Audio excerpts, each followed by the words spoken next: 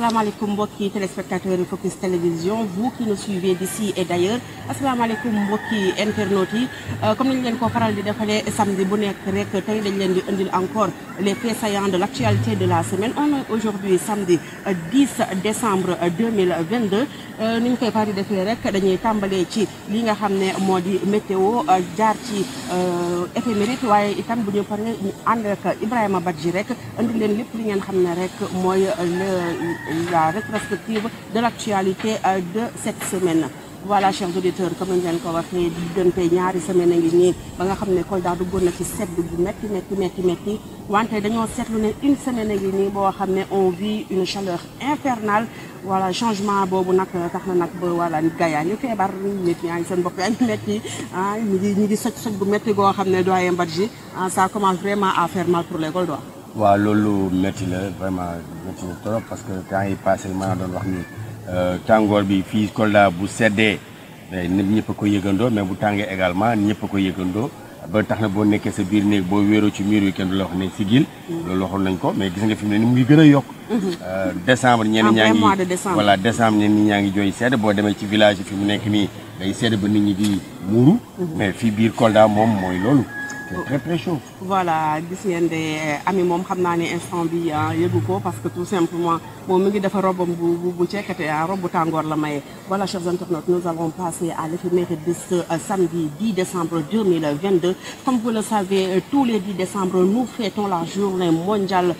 des droits humains. Des droits de l'homme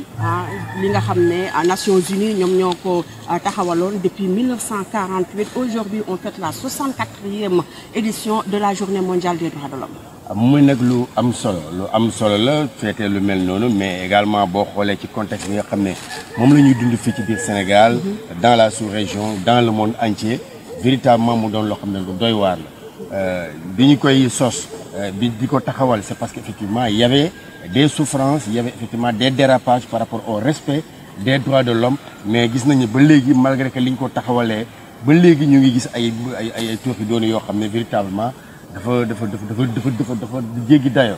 bu jéggee dayoo nag lu mel ni occasion bu mel nii dafay tax ñu mën a revenir def bilan pour xool lan mooy li nga xam ne moo taxoon ñu teg ko fi lan la ci nit ñi di def ana jéego yi am ana li nga xam ne moom la nit ñi di dund nan la ñu mën a def ba jooyanti ko pour affaire gën a mën a jaar yoon. En tout cas 74 ans après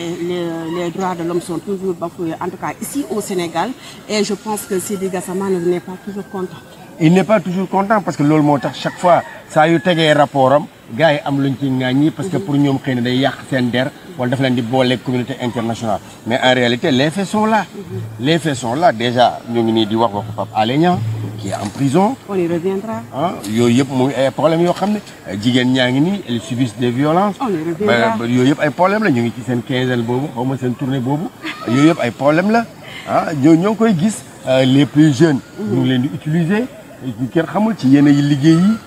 yooyu yëpp ay problème la ñenn ñu ngi leen di liggéeyloo ci ay mine ñenn ñu ngi leen di liggéey defloo yenn liggéey yi taalibe yaa ngi ci mbedd yi jigéen yi sëy yaa ngi yàqu mais on parle des violences faites sur les femmes mais il y a aussi des hommes qui sont en train de crier nu mu tuddati yenn yi nga xam ne moom moo leen di dal ñu naan que les violences faites sur les hommes. Sur les hommes. Yooyu yëpp ay droits humains la parce que c'est les droits de l'homme et de la femme. Nous passons directement maintenant à la rétrospective de l'actualité de la semaine et cette fois-ci ce sera avec Ibrahima Badji. Merci Maïmouna, merci également à tous ceux qui nous écoutent qui sont de l'autre côté des écrans ou bien de leur tout simplement portable pour nous suivre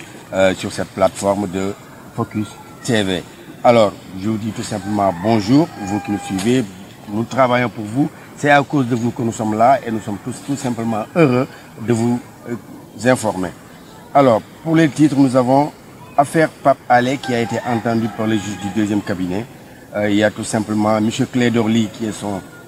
avocat qui est fier de son client. Pape Alé Niang a été génial. Il n'avait même pas besoin d'avocat devant le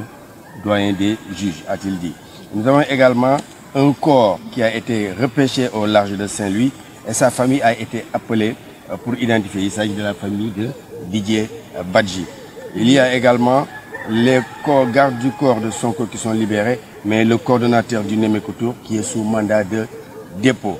Il y a aussi la confrontation Adji Sarr Sonko comment Adji Sarr a innocenté M. Sonko. La célébration de la journée de la décentralisation au Sénégal, les comptes des médias bloqués par le fisc, mais également cette journée des droits humains. Alors, nous voyons que nous avons des titres assez alléchants que nous allons développer tout de suite après ça. Le journaliste Pape Alé Niang a été entendu sur le fond par le juge du deuxième cabinet d'instruction du tribunal de grande instance de Dakar ce vendredi. Pape Alé Niang a été génial. Il n'avait même pas besoin d'avocat devant le juge, doyen des juges, a fait savoir M. Clédor Ly, un des avocats du journaliste. Après l'audition de son client, selon ce dernier, c'était évident que ce sont des accusations qui portaient atteinte à la profession et à museler le journaliste. M. Ly affirme que Pape Alé Niang était très à l'aise. C'est la raison pour laquelle les avocats n'avaient pas senti le besoin de poser des questions. Le journaliste a puisé dans ses dernières réserves pour pouvoir faire face à l'interrogatoire du juge d'instruction, a souligné la robe noire et d'ajouter qu'il était tellement à l'aise qu'à la place des interrogations, c'était des affirmations puisque le dossier était un prétexte pour l'écouter, l'écarter de son travail. Pour l'écarter de son travail, mbokk auditeurs yi comme nañ leen koy ni ko doyen Badji waxee li nga xam ne mooy dossier Pape Alé Niang doon journaliste boo xam ne bu xarañ la li nga xam ne dañ ko tegoon loxo ay fan ci ginnaaw ak démb lañ ko doon entendre bañ ko entendre nag li nga xam ne mooy ki nga xam ne moo di avocat am li mu wax mooy que ne Pape Alé moom dafa fier ci moom parce que dafa nekkoon koo xam ne lépp lu ñu ko laaj dañ ko daf cee répondre avec beaucoup d'aisance maanaam amu ci woon tiit amu ci woon ragal ba tax na sax ñi nga xam ne dañ ko doon déglu ay affirmation la ñu doon wax ba nga xam ne Pape Alé ñu fàttali rek ne def na léegi une semaine li ngi doon def grève de la faim dafa puiser dans ces dernières réunions maanaam force yi mu amoon yëpp la utiliser pour wax ak ñoom kon du loo xam ne daf cee ragal loo xam ne nanguwu cee wax na li question yi ñu ko laaj ci yëpp tontu na ci te li ñu ko tontu yëpp amu ci lépp loo xam ne lenn loo xam ne da cee pat-pati moo tax rek dinañ leen toppal loolu noonu nga xam ne mooy dossier Pape Alé Niang parce que il ne faut pas oublier que ne dañu avocat am juste après bi ñu ko dégloo ba pare dañoo dugal li nga xam ne moo di pour ñu bàyyi ko bàyyi ndëganiku boo xam ne procureur après moom la ñuy dégloo pour wax waaw wala déet doyen ba. waaw loolu muy dëgg parce que procureur moom la ñuy xaar parce que tout simplement les avocats dañoo introduire effectivement une liberté provisoire pour mu mën ko am parce que gis nañ ne que effectivement dossier bi pour ñoom dara newu ci alors nit koo xam ne téye ngeen ko ba période bii nii laaj ngeen ko dans le fond wax naa ak yéen li ci des rek mooy ñoom dañuy introduire seen dossier seen recours pour ñu mën ko bàyyeendi. en attendant ñu jàll ci leneen. en attendant ñu jàll ci leneen li ñuy jàll mooy un corps a été repêché au large de Saint-Louis et sa famille a été appelée pour identifier le corps muy kan muy tout simplement Didier Badji mi nga xam ne dañoo woowoon ay mbokkam pour ñu dem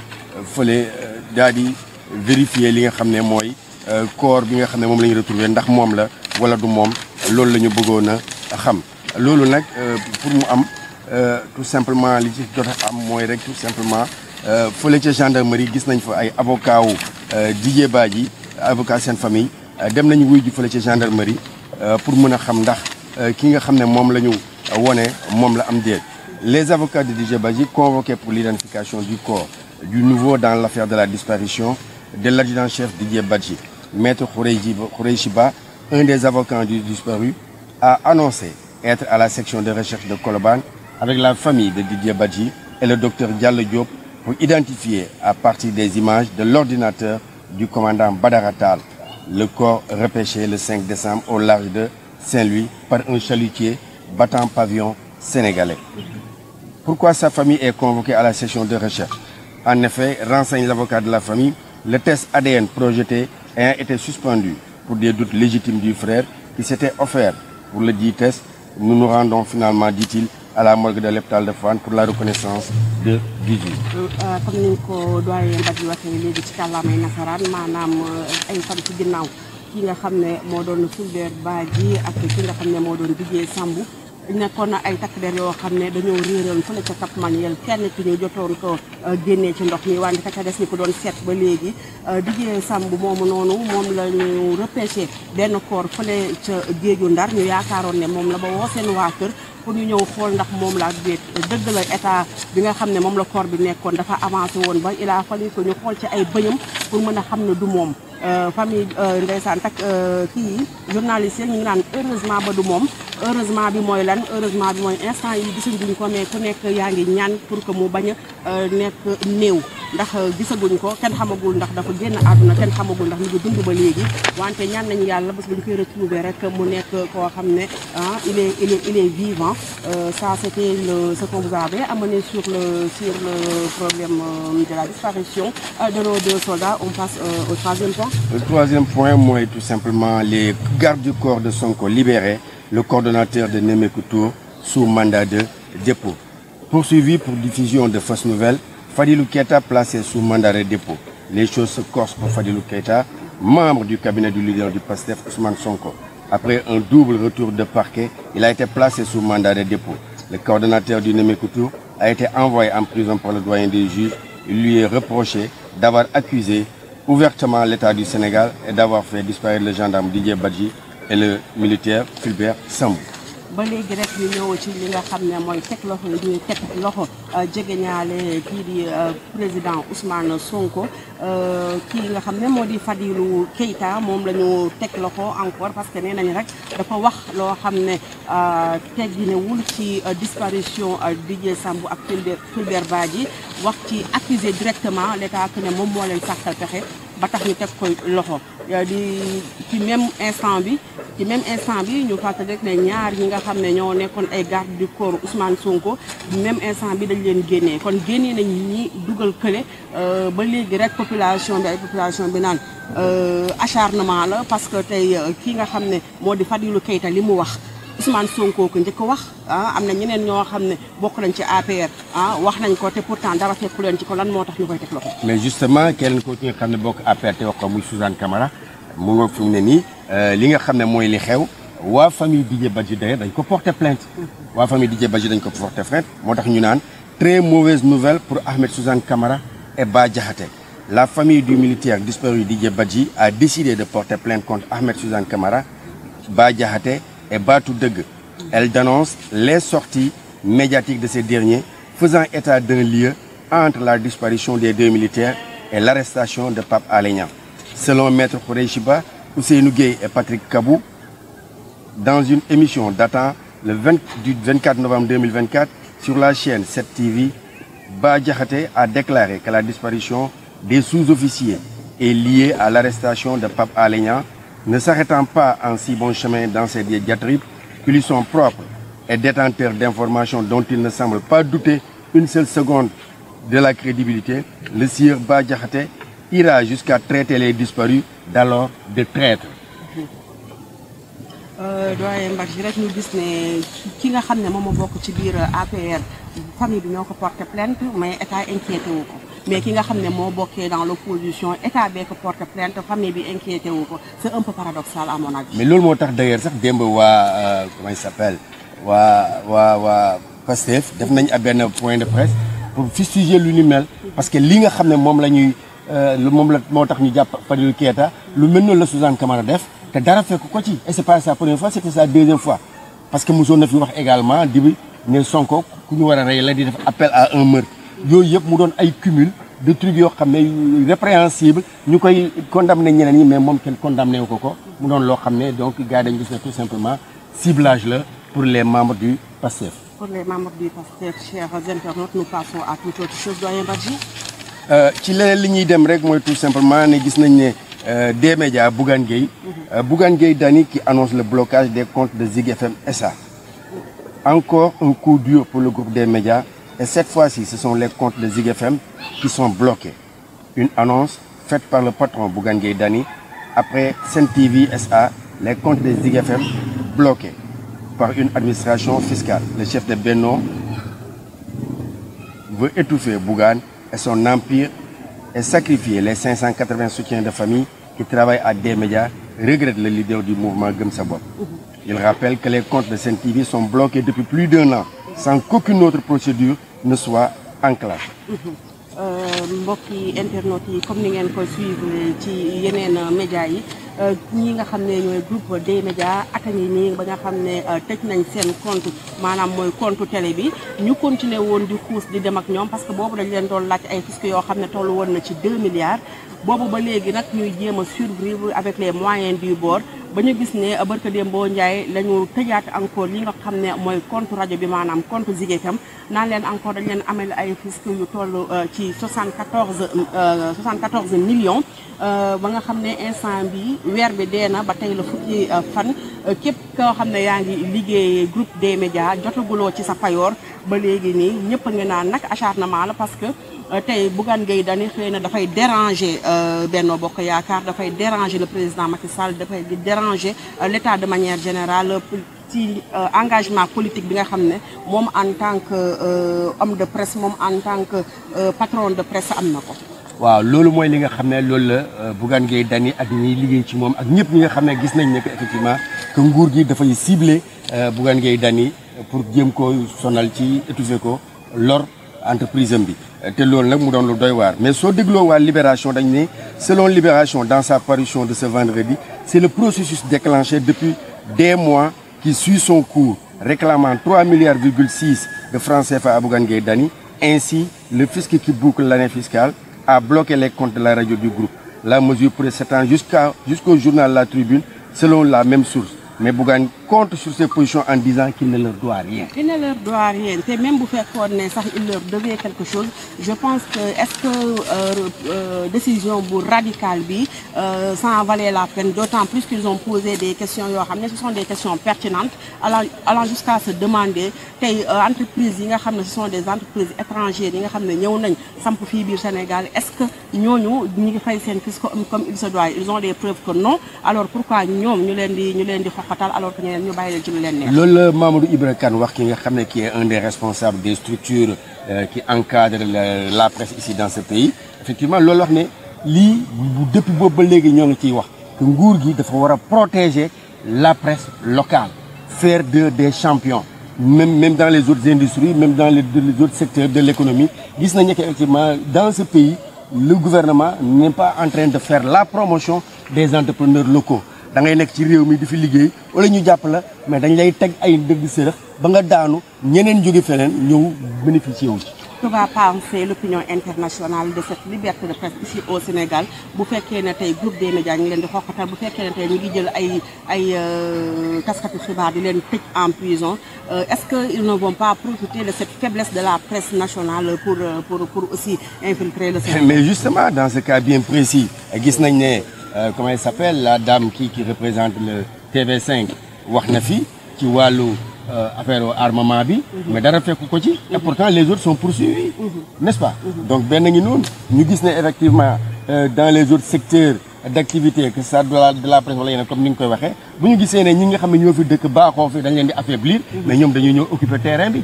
dañ koy occuper te buñ ko occuper dañuy tegu seen kaw gis nga li fi xew ci affaire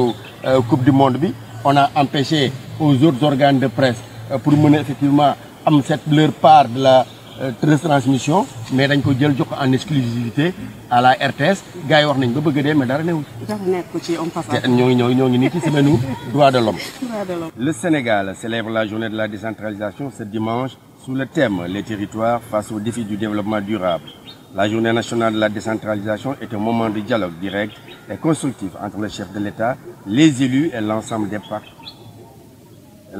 parties prenantes sur les orientations stratégiques, les contraintes et perspectives de la politique de la décentralisation, du développement et de l'aménagement des territoires. maanaam lépp li nga xam ne rek jëm na ci décentralisation goxaat yi nga xam ne dañ leen defoon ay pàcc li ma la laajoon keroog rek laa lay laajaat tey décentralisation est-ce que mën nañu wax ne bañ ko defee ba léegi am na benn apport bu positif ci population bi. est-ce que am na apport bu positif ci population boo xoolee yenn collectivités territoriales yi nga xam ne ay communautés rurales la ñu woon ñu ñëw léegi nekk ay communes ñoom danañ wax ne am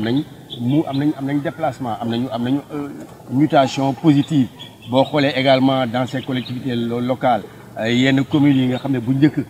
lépp se décider au niveau central ñu jox leen la possibilité de décider eux-mêmes de leurs besoins, de leurs expressions budgétaires ak yëpp en impliquant les populations li ñuy wax naan collecte d'information balaa ñuy wax débat d'orientation avant ñuy dem de budget municipal mu nekk une participation active des populations yooyu yëpp ay étapes yu am solo la mais nag boo demee dans l'application réelle par rapport aux compétences yi nga xam ne moom la état bi jox les collectivités locales dafay des parce que dañ lay jox ne la effectivement tu as 9 compétences transférées yoo xam ne état moo ko yoroon jox na la ko yow yaa am droit léegi pour dox ko mais du ànd ak ay ressources du ànd ak doole da ngay gis collectivité locale boo xam ne amul doole def nañ ko commune mais am dëkkam amul dara loo xam ne mun na fa collecter ay taxes yoo xam ne yu doy pour mu mun a réaliser lu mu bëgg réaliser li nga xam ne mooy am rek ci état lay jógee ñu koy wax ay fonds de dotation ay fonds de concours ba pare état dafa lay dicter foo ko war a dugal. Voilà, chers internautes, nous allons boucler ce bloc d'information par le sport doyen Badji. Sport bi nag li nga xam ne mooy li ñu ciy wax rek mooy li nga xam ne moo jógee ci coupe du monde coupe du monde bi lan moo fa jógee li fa jógee mooy suñu équipe nationale dem nañu coupe du monde football nañu jàll nañ premier tour dem 8e de finale fa la ñu jot a yem mais bi ñu yemee tamit 8e de finale am na li nga xam ne bi ñu ñibbisee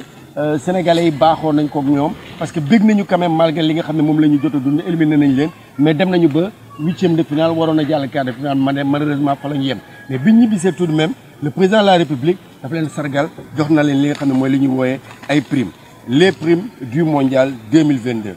115 millions pour certains lions 230 millions pour Aliou Cissé. L'aventure des lions au mondial 2022 s'est arrêtée en 8e de finale. Le temps est donc venu de tirer le bilan sportif de la compétition et de faire le point sur les primes touchées par les hommes d'Aliou Cissé.